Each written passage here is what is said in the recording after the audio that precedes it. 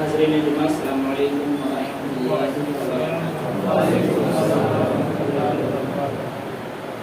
الحمد للہ وکفی وسلام علی عباده الذین اصطفی، اما بعد فاعوذ باللہ من الشیطان الرجیم، بسم اللہ الرحمن الرحیم۔ تبارک الذی بیدہ الملک وهو علی کل شیء قدیر، الذي خلق الموت والحياة ليبلوكم أيكم أحسن عملا، صدق الله المولانا العظيم وبلغنا رسوله النبي الأمين المختار الكريم، ونحن على ذلك لمن الشاهدين والشاكرين والحمد لله رب العالمين۔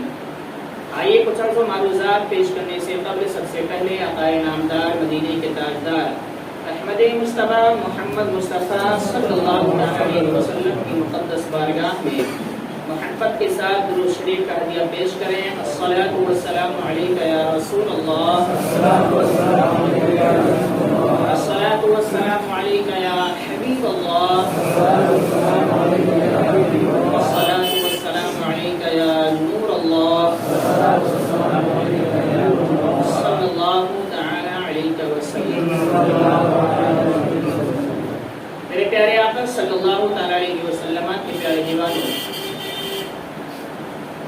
اللہ رب العزت نے قرآن مقدس میں بے شمار مقامات پر اپنی بادشاہت، اپنی شان و شوکت اور اپنی قدرت کا اظہار بھی کیا، اور پھر اس نے ہمارے اور آپ کے بارے میں جو کچھ بھلائی کی چیزیں تھیں، ساری چیزوں کو اللہ نے قرآن مقدس میں بیان فرما دیا۔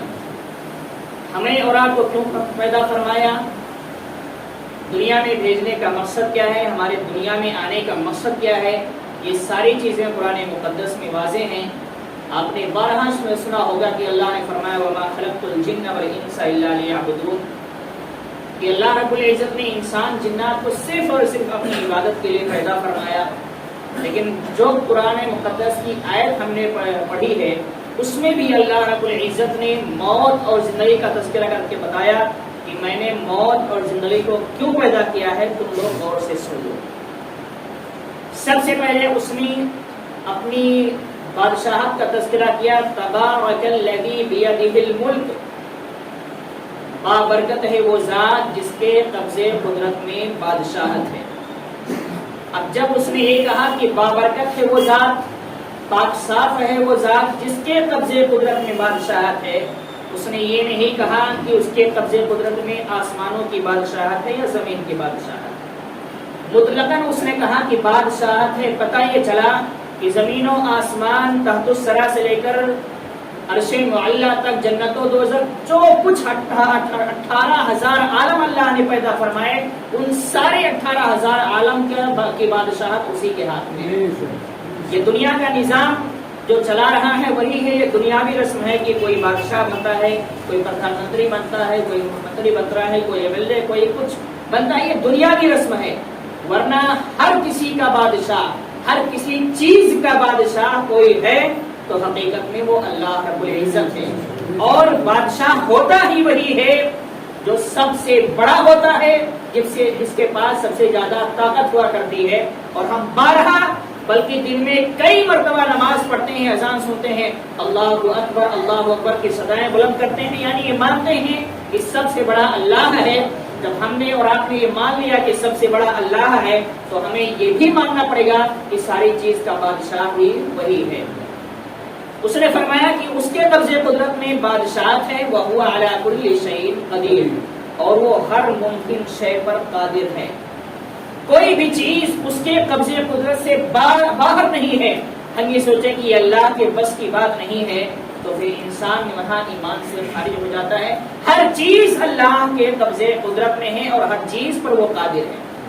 یہ اس نے اپنا تذکرہ کیا، یعنی ہمیں اور آپ کو ہمارے مقصد کے آگاہ کرنے سے پہلے اس نے اپنی شان بیان کر دی کہ پہلے میری شان سن لو، اس کے بعد عمل کرنا میرے لیے، اس کے بعد میرے لیے عبادت کرنا، ورنہ ایسے ہی نہیں کرنا۔ جب مجھے تم پہچانو گے نہیں تو عبادت کس کے لیے کرو گے؟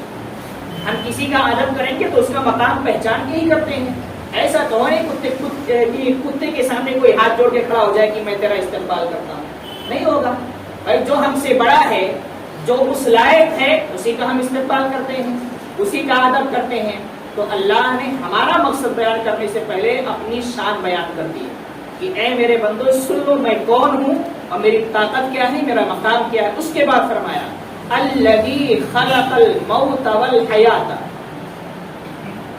کہ بابرکت ہے وہی ذات جس نے موت اور زندگی کو پیدا فرمایا ہے. اب کیوں پیدا فرمایا؟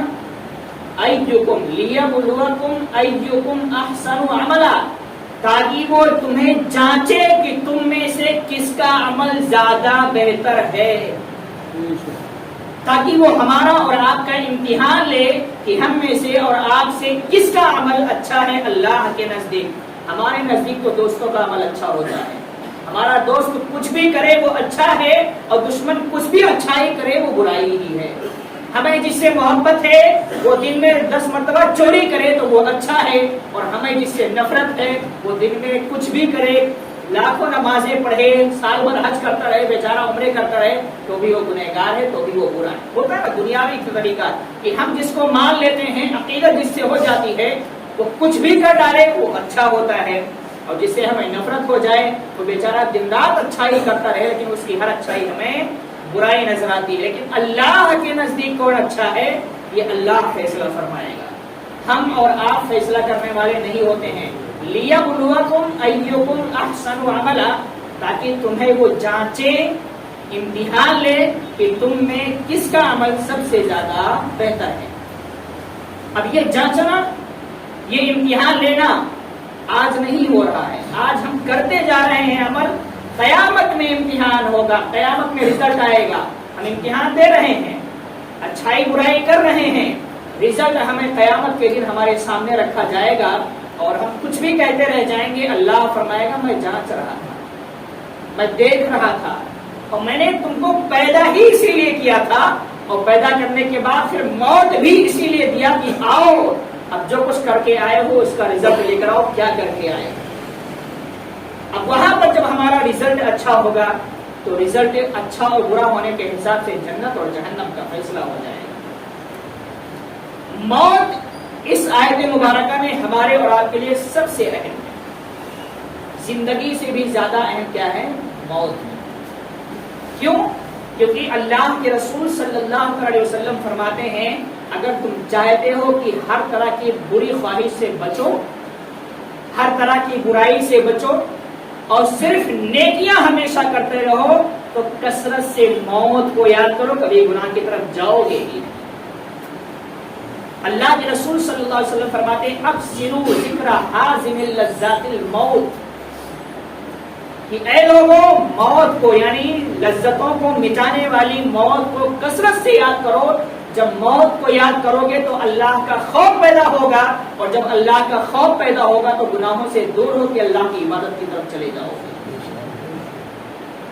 اور اللہ کا خوف پیدا کیسے ہوتا ہے؟ بہت سارے لوگ ایسے ہوتے ہیں جس کا دل بہت سخت ہوتا ہے، پتھر ہوتا ہے، ان کو اللہ کا خوف سمجھ ہی میں نہیں آتا، موت کی یاد کبھی بھی نہیں آتی، اللہ کا ڈر پیدا ہی نہیں ہوتا. تو اس کا علاج بھی حضرت عائشہ صدیقہ رضی اللہ تعالی عنہا نے بتایا. ایک عورت ایسے ہی تھی، بڑی سخت تھی، اس کا دل اتنا سخت تھا کہ کبھی رونا آتا ہی نہیں، اللہ کا خوف محسوس ہی نہیں ہوتا، موت کی یاد کبھی نہیں آتی تھی. اس نے سوچا کہ ان ساری چیزوں کا علاج چلتے ہیں عائشہ صدیقہ رضی اللہ تعالی عنہا کی بارگاہ میں ضرور ہوگا. گئی اور کہتی ہے اے ام المؤمنین میرا دل اتنا سخت ہے کہ مجھے موت کی یاد کبھی نہیں آتی ہے، کوئی ایسا علاج بتائیے کہ موت کی یاد آنے لگے، کوئی ایسا علاج بتائیے کہ میرا دل جو ہے وہ نرم ہو جائے. میں بہت سخت دل ہو چکی ہوں، میرے دل میں اللہ کا خوف سمجھ میں نہیں آتا، نہ مجھے کبھی رونا آتا ہے، میرا دل اتنا سخت ہو چکا ہے، نرم کیسے کروں دل کو؟ کون سا ایسا وظیفہ کروں کہ اس وظیفے کے کرنے کے بعد میرا دل نرم ہو جائے؟ تو حضرت عائشہ صدیقہ رضی اللہ تعالیٰ عنہ نے فرمایا کہ کچھ بھی کرنے کی ضرورت نہیں ہے، دن میں جتنا زیادہ ہو سکے صرف موت کو یاد کر لے، تیرا دل خود بخود نرم ہوتا چلا جائے گا. اور وہ عورت اس نصیحت پہ عمل کرتی ہے، بار بار زبردستی موت کو یاد کرنے کی کوشش کرتی ہے. ایک دن ایسا آتا ہے کہ موت کا خوف اس کے دل میں ایسا بیٹھ جاتا ہے کہ 24 گھنٹے وہ موت کو بھول ہی نہیں پاتی، اور کچھ دن کے بعد عائشہ صدیقہ کی بارگاہ میں حاضر ہوتی ہے کہ ام المؤمنین اب اتنا زیادہ موت کو یاد کرتی ہوں کہ ہمیشہ میرا دل روتا ہی رہتا ہے اللہ کے خوف سے. جس دل میں اللہ کا خوف بیٹھتا نہیں تھا وہ دل اب صرف اللہ کی یاد میں روتا ہے, اللہ کے خوف سے روتا رہتا ہے. تو موت کو یاد کرنے والا دنیا میں بھی کامیاب ہوتا ہے اور آخرت میں بھی کامیاب ہوتا ہے. جب انسان موت کو یاد کرتا ہے تو گناہ کی طرف نہیں جاتا. آج ہم جو گناہ کی طرف جا رہے ہیں, چھوٹا چھوٹا گناہ تو ہر کوئی کر لیتا ہے. آج ہم بڑے بڑے گناہ کی طرف جا رہے ہیں جس کو ہم معمولی سمجھتے ہیں. بڑے بڑے گناہ ہم کرتے ہیں, ہمارے دل پہ احساس بھی نہیں ہوتا کہ یہ گناہ ہے, بلکہ آج لوگ گناہ کرتے ہیں تو فخر کے ساتھ کرتے ہیں. مثال کے طور پر کوئی طاقتور ہے, غریب پر ظلم کر رہا ہے تو اس کو فخر ہوتا ہے اس کو کہ میں پاورفل ہوں, میرے پاس پیسہ ہے, اس کے کیا اوقات ہیں. یہ اتنا بڑا گناہ ہے کہ اگر اس غریب کی بد دعا لگ گئی تو جہنم بالکل لکھ دی جائے گی, اس کے کوئی علاج نہیں ہوگا. لیکن اس کے باوجود یہ گناہ کرنے کے بعد ہمیں کیا ہوتا ہے, فخر ہوتا ہے کہ ہمارے پاس پیسہ ہے, ہمارے پاس طاقت ہے, یہ ہمارا کیا بگاڑ پائے گا. ہوتا ہے آج پیسہ کمانے کے لیے ہم سود کا کاروبار کرتے ہیں, جوا کا کاروبار کرتے ہیں, حرام کام کرنے کے بعد ہم پراپرٹی بنا لیتے ہیں, اس پہ ہمیں فخر ہوتا ہے کہ میں اپنے محلے کا بہت بڑا مالدار ہوں. کاش یہ کام کرنے سے پہلے اگر ہم موت کو یاد کر لیے ہوتے تو پھر یہ نوبت ہی نہیں آتی تھی کہ ہم گناہ کی طرف جاتے, حرام کام کی طرف جاتے. ہم حرام کمائی کر کے لاتے ہیں, خود کھاتے ہیں, بیوی بچوں کو کھلاتے ہیں. نتیجہ یہ نکلتا ہے کہ وہ وہاں کی دنیا سے چلے جاتے ہیں اور وہ بچے حرام کھا کھا کے ان کا دل اتنا سخت ہو جاتا ہے کہ کبھی ہمارے نام سے قرآن خوانی بھی نہیں کرتے بیچارے, بلکہ وہ تو سوچتے ہیں اچھا ہوا چلا گیا.